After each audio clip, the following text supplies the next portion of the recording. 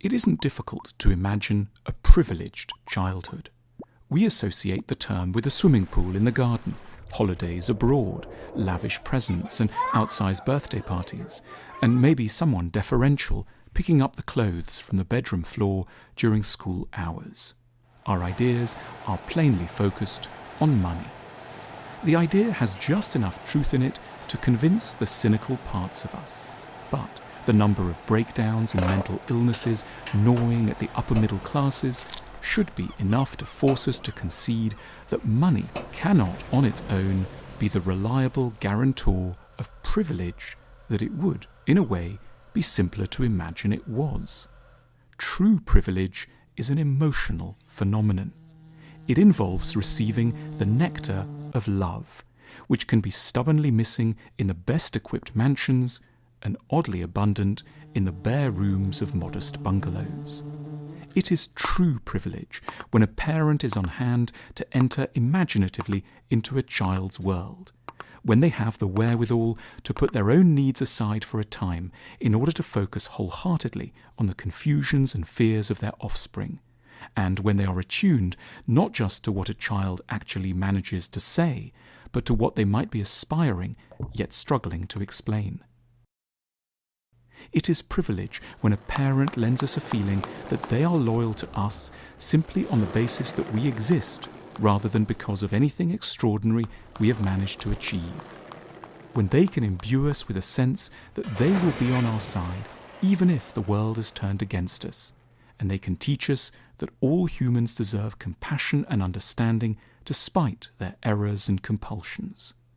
It is privilege when parents can shield us from the worst of their anxiety and rage and the full conflicts of their adult lives, when they can respect that it's many years before a child is old enough to face the full complexity of existence, and when they are sufficiently mature to let us grow up slowly.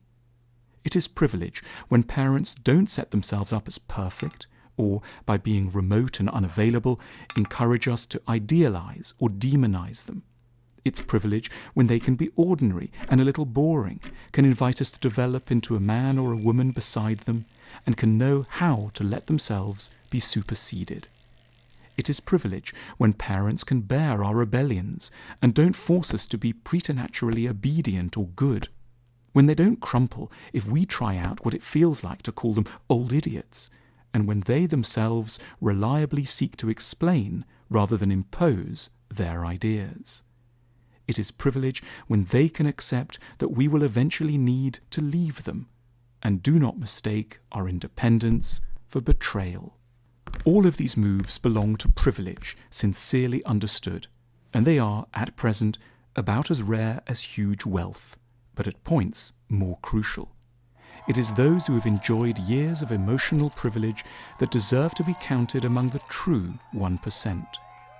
It can be natural, when we meet with any sort of privilege that has been deeply and unfairly distributed, to seek to level the playing field.